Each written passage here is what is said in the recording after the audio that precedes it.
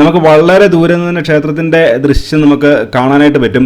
128 അടിയാണ് ക്ഷേത്രത്തിൻ്റെ ഉയരം. നമ്മളിപ്പോൾ മുന്നിൽ കണ്ടുകൊണ്ടിരിക്കുന്ന ആ പാട്ടിന് പറയുന്ന ജഗ്മോഹൻ എന്നാണ് പറയുന്നത്. ആ ഭാഗത്തിന് 128 അടി ഉയരമാണുള്ളത്. അപ്പം നമ്മൾ ക്ഷേത്രത്തിൻ്റെ അടുത്തോട്ട് നമുക്ക് ചെന്നിട്ട് കൂടുതൽ കാഴ്ചകൾ കാണാം. ഈ ക്ഷേത്രത്തിൻ്റെ മുന്നിൽ തന്നെ ഇങ്ങനെ ഒരു ഫലകത്തിൽ ഇങ്ങനെ ക്ഷേത്രത്തിനെ കുറിച്ചുള്ള അടിസ്ഥാനപരമായിട്ടുള്ള കാര്യങ്ങളൊക്കെ എഴുതി വെച്ചിട്ടുണ്ട്. AD 1238 മുതൽ 1264 വരെയുള്ള കാലഘട്ടത്തിലായിരിക്കാം ഈ ക്ഷേത്രം പണിതെന്നാണ് അവിടെ എഴുതി വെച്ചിരിക്കുന്നത്. അതുപോലെ തന്നെ ഗംഗാ വംശത്തിലെ രാജാവായിട്ടുള്ള നരസിംഹദേവ് ഒന്നാമൻ എന്ന് പറയുന്ന രാജാവാണ് ഈ ക്ഷേത്രം പണിതെന്നാണ് ചരിത്രപരമായിട്ടുള്ള ഇതിനെക്കുറിച്ചിട്ട് നമുക്ക് അറിയാനായിട്ട് സാധിക്കുന്നത്. ഇവിടെ നമുക്ക് രണ്ട് സൈഡിലായിട്ട് ഇതുപോലെ രണ്ട് വലിയ പ്രതിമകൾ നമുക്ക് കാണാനായിട്ട് സാധിക്കും. ഈ പ്രതിമകൾ നമ്മൾ സൂക്ഷിച്ച് നോക്കിയാൽ കഴിഞ്ഞാൽ ഇവിടെ 3 സ്ട്രക്ചറുകളാണ് ഈ പ്രതിമയ്ക്കുള്ളത്. ഒന്ന് ഏറ്റവും താഴെ ഒരു മനുഷ്യൻ്റെ ഒരു പ്രതിമയാണുള്ളത്. ഒരു മനുഷ്യൻ കിടക്കുന്ന രീതിയിലൊരു ഇതാണുള്ളത്. പിന്നെ അതിൻ്റെ മുകളിലായിട്ട് ഒരു ആനയാണുള്ളത്. ഏറ്റവും മുകളിലായിട്ട് ഒരു സിംഹമാണുള്ളത്. അപ്പോൾ ഇതിനെക്കുറിച്ചിട്ട് പറയുന്നതെന്ന് പറഞ്ഞാൽ മനുഷ്യൻ ഈ സിംഹം എന്ന് പറയുന്നത് മനുഷ്യൻ്റെ ശക്തിയുടെ പ്രതീകമാണ്. ആന എന്ന് പറയുന്നത് സമ്പത്തിൻ്റെ പ്രതീകമാണ്. അപ്പോൾ ഈ സമ്പത്തും ശക്തിയും ഒക്കെ മനുഷ്യന് കൂടിക്കഴിഞ്ഞാൽ, അതിലൊക്കെ അഹങ്കാരം മനുഷ്യനുണ്ടായി കഴിഞ്ഞു കഴിഞ്ഞാൽ അത് മനുഷ്യനെ അമർത്തി വെക്കും, മനുഷ്യനെ താഴോട്ട് പതിപ്പിക്കും എന്നുള്ളതിൻ്റെ ഒരു ഐഡിയ ആയിട്ടാണ് ഈ പ്രതിമ ഇവിടെ ഉണ്ടാക്കി വെച്ചിരിക്കുന്നതെന്നാണ് പറയുന്നത്. ഈ ക്ഷേത്രത്തിന് പ്രധാനമായിട്ട് 3 ഭാഗങ്ങളാണുള്ളത്. നമ്മളിപ്പോൾ ഇതിൻ്റെ നാട്യമണ്ഡപം എന്ന് പറയുന്ന ഭാഗത്താണുള്ളത്. ഈ നാട്യമണ്ഡപത്തിലായിരുന്നു പണ്ട് ഈ നൃത്തങ്ങളും അങ്ങനെ കലാരൂപങ്ങളും ഒക്കെ നടന്നുകൊണ്ടിരുന്ന സ്ഥലമാണ് ഈ നാട്യമണ്ഡപം എന്ന് പറയുന്നത്. ഇവിടെ നമുക്ക് അനേകം ഈ കൊത്തുപണികളും കാര്യങ്ങളും ഒക്കെ ഇവിടെ കാണാനായിട്ട് വരും. ഇതിനിപ്പം നമുക്ക് മേൽക്കൂര ഇപ്പം കാണാനായിട്ട് സാധിക്കുന്നില്ല. അതിനെക്കുറിച്ച് കൂടുതലായിട്ട് അറിയത്തില്ല. മേൽക്കൂര പണിയാതിരുന്നതാണോ അതോ പണി പൂർത്തീകരിക്കാൻ പറ്റാതിരുന്നതാണോ അതോ പണിത് കഴിഞ്ഞിട്ട് നശിച്ചു പോയതാണോ അങ്ങനെയുള്ള കാര്യങ്ങളൊന്നും അറിയത്തില്ല. എന്തായാലും നിലവിലിപ്പം നമുക്കിതിൻ്റെ മേൽക്കൂര കാണാനായിട്ടില്ല. നമ്മൾ നാട്യമണ്ഡപത്തിൽ നിന്നുകൊണ്ട് മുന്നോട്ടുള്ള ജഗ്മോഹൻ എന്ന് പറയുന്ന ഭാഗത്തിൻ്റെ ദൃശ്യമാണ് നമ്മളിപ്പം ഈ കണ്ടുകൊണ്ടിരിക്കുന്നത്. ഞാനിപ്പോൾ ഈ നാട്യമണ്ഡപത്തിൻ്റെ താഴെ ഇറങ്ങിയിരിക്കുകയാണ്. സാധാരണ ഞാൻ ഏത് ക്ഷേത്രത്തിൽ ചെന്ന് കഴിഞ്ഞാലും ആ ക്ഷേത്രത്തിൻ്റെ കോംപ്ലക്സിൽ മുഴുവനായിട്ട് ക്ഷേത്രത്തിൻ്റെ വെളിയിലൂടെ ഒരു പ്രദക്ഷിണം ചെയ്യാറുണ്ട്. നമുക്ക് അങ്ങനെ ആ പ്രദക്ഷിണം ചെയ്തുകൊണ്ട് നമുക്ക് ഈ ക്ഷേത്രത്തിനെ കുറിച്ചിട്ടുള്ള കൂടുതൽ വിവരങ്ങളൊക്കെ നമുക്ക് മനസ്സിലാക്കാനായിട്ട് നമുക്ക് ശ്രമിക്കാം. നമ്മളിപ്പോൾ നാട്യമണ്ഡപമാണ് നേരെ സൈഡിൽ കണ്ടുകൊണ്ടിരിക്കുന്നത്. നാട്യമണ്ഡപമാണ്. ഈ നാട്യമണ്ഡപത്തിൻ്റെ ചുറ്റും നമുക്ക് അനേകം കുത്തുപണികൾ നമുക്ക് കാണാനായിട്ട് സാധിക്കും. എനിക്ക് കുത്തുപണികളെ കുറിച്ചൊന്നും കൂടുതൽ അതിൻ്റെ ശാസ്ത്രീയമായിട്ടുള്ള കാര്യങ്ങളൊന്നും വിശദീകരിക്കാൻ അറിയത്തില്ലാത്തതുകൊണ്ടാണ് ഞാൻ അതിൻ്റെ ഡീറ്റെയിൽസിലോട്ട് പോകാത്തത്.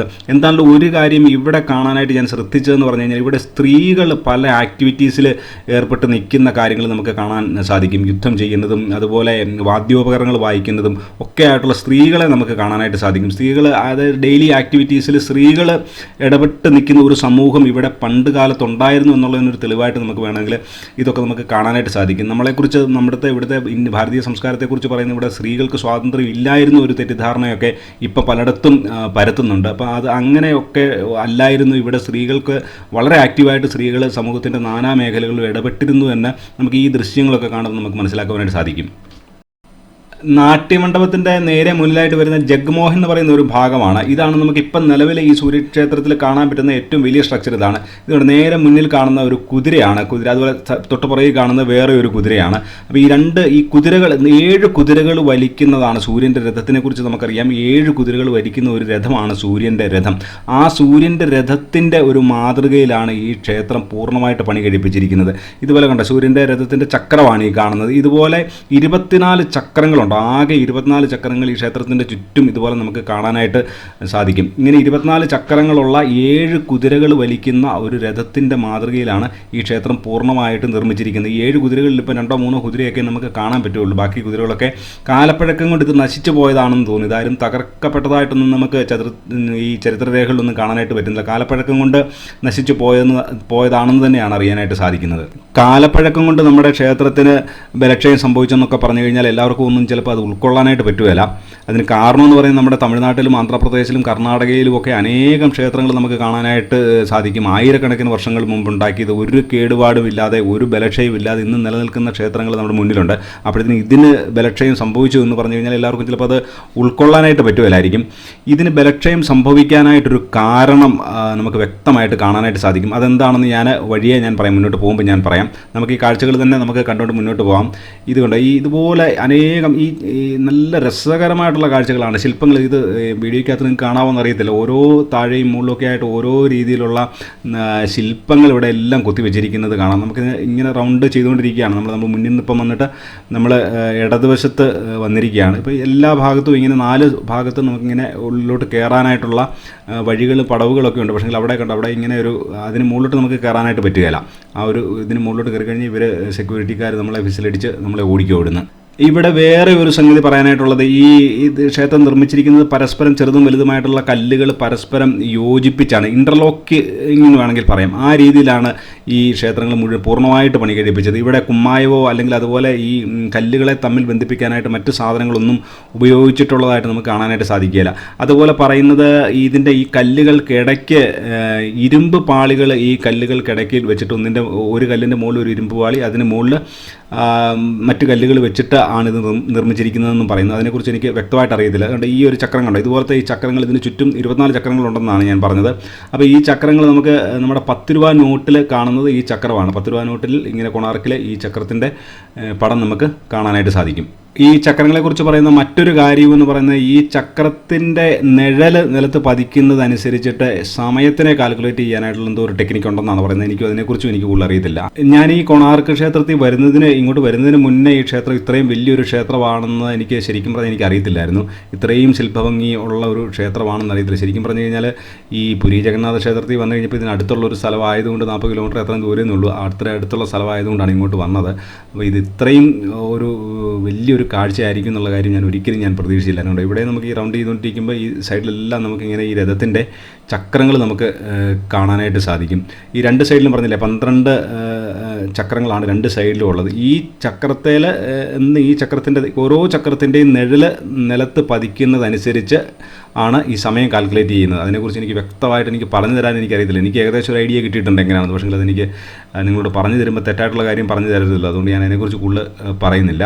ഇവിടെയൊക്കെ കണ്ട ഓരോ പണികൾ നമുക്ക് കാണാനായിട്ട് സാധിക്കും. പണികളാണോ എന്നറിയത്തില്ല, അതോ ഇതിൻ്റെ ഇനി നിലവിലുള്ള ഭാഗങ്ങളൊന്നും അടന്ന് താഴോട്ട് വീഴാതിരിക്കാനായിട്ട് ഉള്ള താങ്ങൊക്കെ കൊടുത്തിരിക്കുന്നതാണോ എന്നറിയത്തില്ല.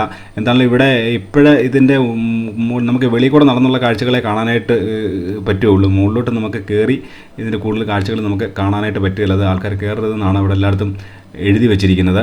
ഈ ക്ഷേത്രത്തിനെ കുറിച്ചിട്ടുള്ള പുരാണവും ചരിത്രവും ഒക്കെ പറയാമെന്ന് ഞാൻ ഇതിൻ്റെ ഇൻട്രൊഡക്ഷനിൽ പറഞ്ഞായിരുന്നു വീഡിയോയുടെ. പക്ഷേ അതിലോട്ടൊക്കെ പോകുന്നതിന് മുമ്പ് എനിക്ക് ഈ ക്ഷേത്രത്തിനെക്കുറിച്ച് ഏറ്റവും ഇൻട്രസ്റ്റിംഗ് ആയിട്ട് തോന്നിയ ഒരു കാര്യം പറയാം.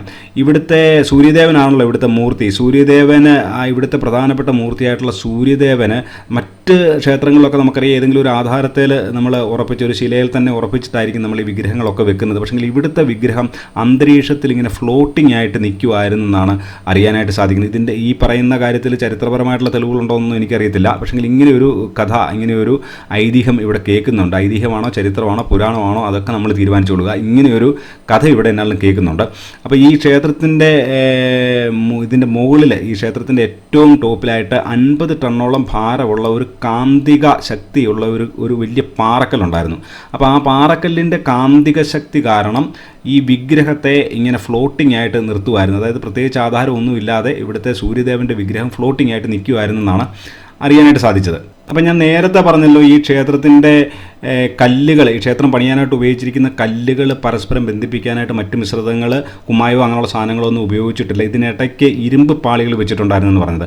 അപ്പോൾ ഈ ഇരുമ്പ് പാളികൾ വെച്ചതിൻ്റെ കാര്യം എന്ന് പറഞ്ഞു കഴിഞ്ഞാൽ ആ മുകളിലുണ്ടായിരുന്ന മാഗ്നറ്റിൻ്റെ പ്രഭാവത്തിൽ ഈ ക്ഷേത്രത്തിൻ്റെ ആ ഒരു ശക്തി കൊണ്ടാണ് ഈ ക്ഷേത്രത്തെ പരസ്പരം ബന്ധിപ്പിച്ച് നിർത്തിക്കൊണ്ടിരുന്നതെന്നാണ് അറിയാനായിട്ട് സാധിക്കുന്നത്. അപ്പോൾ അങ്ങനെ ബന്ധിപ്പിച്ചുകൊണ്ട് നിന്നിരുന്ന സമയത്ത് ഈ ക്ഷേത്രത്തിന് യാതൊരു കേടുപാടുകളും കാര്യങ്ങളും ഒന്നുമില്ലായിരുന്നു. പക്ഷെങ്കിൽ ഈ മാഗ്നറ്റ് ഇവിടുന്ന് മാറ്റം ചെയ്യപ്പെട്ടു.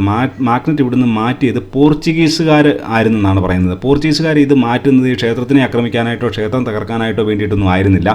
അവരുടെ കപ്പലുകളൊക്കെ ഇത് കടൽ തീരത്താണ്, ബംഗാൾ ഉൾക്കടലിൻ്റെ തീരത്താണല്ലോ ഈ ക്ഷേത്രമുള്ളത്. അപ്പോൾ അവരുടെ കപ്പലുകളൊക്കെ ഈ ക്ഷേത്രത്തിൻ്റെ അടുത്ത് ഉള്ള ഈ കടലിലൂടെ ഒക്കെ പൊയ്ക്കൊണ്ടിരിക്കുന്ന സമയത്ത് അതിൻ്റെ മാഗ്നറ്റിക് കോമ്പസിന് ഈ മുകളിലിരിക്കുന്ന മാഗ്നറ്റിൻ്റായിട്ടുള്ള ആ കാന്തിക വലയം വന്നു കഴിയുമ്പോഴത്തേനും അവർക്കത് പ്രശ്നമായിട്ട് തോന്നിക്കഴിഞ്ഞപ്പോഴത്തേനും അവർ വന്നിട്ട് ഈ ക്ഷേത്രത്തിൻ്റെ മുകളിലുള്ള ഈ കാന്തിക പ്രഭാവമുള്ള വലിയ പാറക്കല്ലെടുത്ത് മാറ്റിയെന്നാണ് പറയുന്നത്.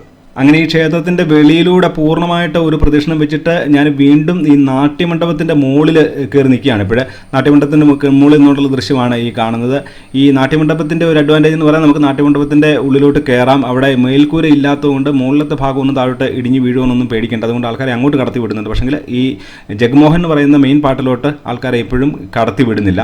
അപ്പോൾ നമുക്ക് ഈ നാട്യമണ്ഡപത്തിൻ്റെ ബാക്കി കാഴ്ചകളൊക്കെ കണ്ടുകൊണ്ട് ഇതിൻ്റെ നമുക്ക് പുരാണ പശ്ചാത്തലം എന്താണെന്ന് നോക്കാം. ഈ ക്ഷേത്രത്തെക്കുറിച്ച് നമ്മുടെ പുരാണങ്ങളിലൊക്കെ എന്താണ് എന്താണ് പറയുന്നതെന്ന് നമുക്ക് നോക്കാം. ശ്രീകൃഷ്ണ ഭഗവാന്റെ പുത്രനെ സാമ്പനുമായിട്ട് റിലേറ്റഡ് ആയിട്ടുള്ള ഒരു കഥയാണ് ഇവിടെ പ്രധാനമായിട്ട് കേൾക്കുന്ന ഒരു പുരാണ കഥ എന്ന് പറഞ്ഞു കഴിഞ്ഞാൽ, നമുക്കറിയാം സാമ്പന് കൃഷ്ണൻ്റെ പുത്രനാണെങ്കിലും സാമ്പൻ ചെറിയൊരു കുസൃതിക്കാരനാണ്. അപ്പം സാമ്പൻ്റെ ചെറിയൊരു കുസൃതിയുടെ ഫലമായിട്ട് സാമ്പൻ ഒരു ശാപം ഏൽക്കേണ്ടി വരികയാണ്. അപ്പോൾ ആ ശാപത്തിൻ്റെ മോക്ഷം, ശാപം എന്ന് പറഞ്ഞു കഴിഞ്ഞാൽ വേറൊന്നുമല്ല, അദ്ദേഹത്തിന് ഈ സൗന്ദര്യത്തിൽ ശകല അഹങ്കാരം ഉണ്ടായിരുന്നു ഈ സാമ്പന്. അപ്പോൾ സാമ്പൻ്റെ ശരീരത്ത് കുഷ്ഠരോഗം മൂലം ശരീരമൊക്കെ വികൃതമായി പോകട്ടെ എന്നായിരുന്നു ശാപം. അപ്പോൾ ആ ശാപത്തിന് മോചനം നേടാനായിട്ട് ഇപ്പം നമ്മൾ ഈ കൊണാർക്ക് ക്ഷേത്രം ഇരിക്കുന്ന സ്ഥലത്ത് വന്നിട്ട് ഇദ്ദേഹം 12 വർഷം സൂര്യദേവനെ തപസ്സനുഷ്ഠിച്ച് സൂര്യദേവനെ പ്രാർത്ഥിച്ചു. അങ്ങനെ സൂര്യദേവൻ പ്രത്യക്ഷപ്പെട്ട് ഇദ്ദേഹത്തിൻ്റെ കുഷ്ഠരോഗം, ദേഹത്തിൻ്റെ വൈരൂപ്യമൊക്കെ മാറ്റിയെന്നാണ് കഥ. അപ്പോൾ അങ്ങനെ സാമ്പനാണ് ആദ്യമായിട്ട് ഈ ക്ഷേത്രം ഇവിടെ നിർമ്മിക്കുന്നത് എന്നാണ് പുരാണത്തിൽ നിന്ന് നമുക്ക് മനസ്സിലാക്കാനായിട്ട് സാധിക്കുന്നത്. ഈ കഥ ഞാൻ വളരെ ചുരുക്കിയാണ് പറഞ്ഞത്, ഇതിൻ്റെ വേറെ ഒത്തിരി വശങ്ങളുണ്ട്, അങ്ങോട്ടൊന്നും നമ്മൾ പോകാതെ വളരെ ചുരുക്കിയാണ് പറഞ്ഞത്. 13-ാം നൂറ്റാണ്ടിലാണ് ഈ ക്ഷേത്രം പണിതെന്നാണ് നമുക്ക് ചരിത്രരേഖകളിൽ നമുക്ക് കാണാനായിട്ട് സാധിക്കുന്നത്. 13-ാം നൂറ്റാണ്ടിലെ ഗംഗാ രാജവംശത്തിലുണ്ടായിരുന്ന നരസിംഹദേവ് ഒന്നാമൻ എന്ന് പറയുന്ന രാജാവാണ് ഈ ക്ഷേത്രം പണിതെന്നാണ് നമുക്ക് അറിയാനായിട്ട് സാധിക്കുന്നത്. ഈ ക്ഷേത്രം പണിതതിൻ്റെ പിന്നിലും അനേകം കഥകൾ, ക്ഷേത്രം പണിയാനുണ്ടായ മോട്ടിവേഷൻ്റെ പിന്നിലും അനേകം കഥകളൊക്കെ നമുക്ക് കാണാനായിട്ട് സാധിക്കും. ഈ ക്ഷേത്ര നിർമ്മാണത്തെക്കുറിച്ചിട്ടുള്ള വിശ്വാസപരമായിട്ടുള്ള എലമെൻറ്റുകളൊക്കെ അങ്ങ് മാറ്റി നിർത്തി കഴിഞ്ഞു കഴിഞ്ഞാൽ എനിക്ക് വിശ്വാസയോഗ്യമായിട്ട് തോന്നുന്ന ഒരു കാര്യം എന്ന് പറഞ്ഞാൽ, പണ്ട് കാലത്ത് ഈ ക്ഷേത്രങ്ങളൊക്കെ എന്ന് പറഞ്ഞാൽ ഒരു അഭിമാനത്തിൻ്റെ ഒരു പ്രതീകമായിരുന്നു. അപ്പം മറ്റ് രാജ്യത്തുള്ളതിനെ കഴിഞ്ഞുമൊക്കെ വലിയ ക്ഷേത്രങ്ങൾ പണിയുന്നത് ഒരു അഭിമാന പ്രശ്നവും, ക്ഷേത്രം എന്ന് പറഞ്ഞാൽ ഒരു അഭിമാനത്തിൻ്റെ പ്രതീകമൊക്കെയാണ്. ഇപ്പം നമ്മൾ ഈ ചന്ദ്രനിലോട്ടും അങ്ങനെ പല സ്ഥലങ്ങളിലോട്ടും റോക്കറ്റ് വിടുകയും അങ്ങനെയുള്ള ഗവേഷണങ്ങളൊക്കെ നടത്തുന്നതെന്ന് പറഞ്ഞാൽ ഒരു അഭിമാനത്തിൻ്റെയും കൂടി ഒരു പ്രശ്നമാണ്. എന്ന് പറഞ്ഞതുപോലെയാണ് ഈ ക്ഷേത്രം പണിതതെന്നാണ് എനിക്ക് പല കാര്യങ്ങൾ വായിച്ച് നോക്കിയപ്പോഴും എനിക്ക് മനസ്സിലാക്കാനായിട്ട് സാധിച്ചത്. ഞാൻ നേരത്തെ പറഞ്ഞായിരുന്നല്ലോ, ഈ ക്ഷേത്രത്തിന് 3 ഭാഗങ്ങളാണ് പ്രധാനമായിട്ടുള്ളതെന്ന്. അതിൽ 2 ഭാഗങ്ങൾ മാത്രമേ നമുക്ക് ഇപ്പോൾ കാണാനായിട്ട് പറ്റുള്ളൂ. പുറകിലുള്ള നാട്യമണ്ഡപം നമ്മൾ കണ്ടു കഴിഞ്ഞു. ഇപ്പോൾ കാണുന്നത് ഈ ജഗ്മോഹൻ എന്ന് പറയുന്ന ഭാഗമാണ്. ജഗ്മോഹൻ്റെയും ഈ ഒരു പരിധിക്ക് മുകളിലോട്ട് നമുക്ക് മുന്നോട്ട് കയറി അതിൻ്റെ കാഴ്ചകൾ കാണാനായിട്ട് പറ്റുകയില്ല. പിന്നെ ഏറ്റവും എനിക്ക് വിഷമം തോന്നിയ ഒരു കാര്യം എന്ന് പറഞ്ഞാൽ, ഇത്രയും പ്രധാനപ്പെട്ട ഒരു ക്ഷേത്രമാണ്, ഇത്രയും പഴക്കമുള്ള ഒരു ക്ഷേത്രമായിട്ടും ഈ ക്ഷേത്രത്തിൽ ഇപ്പോൾ പൂജകളോ കാര്യങ്ങളോ ക്ഷേത്രത്തിൻ്റെതായിട്ടുള്ള മറ്റ് യാതൊരുവിധ ആചാരങ്ങളോ അനുഷ്ഠാനങ്ങളോ ഒന്നും നടക്കുന്നില്ല. ഇതിപ്പം വെറും ഒരു ആർക്കിയോളജിക്കൽ സർവേയുടെ കീഴിലുള്ള ഒരു മോണുമെൻ്റ് എന്നുള്ള രീതിയിൽ ഇത് ആൾക്കാർക്കൊക്കെ, സന്ദർശകർക്കൊക്കെ, വിനോദസഞ്ചാരികൾക്കൊക്കെ വന്ന് കാണാൻ പറ്റുന്ന ഒരു സംഗതി മാത്രമാണ്. ഇവിടെ പൂജകളോ സൂര്യദേവൻ്റെ പൂജകളോ കാര്യങ്ങളോ ഒന്നും ഇവിടെ നടക്കുന്നില്ല.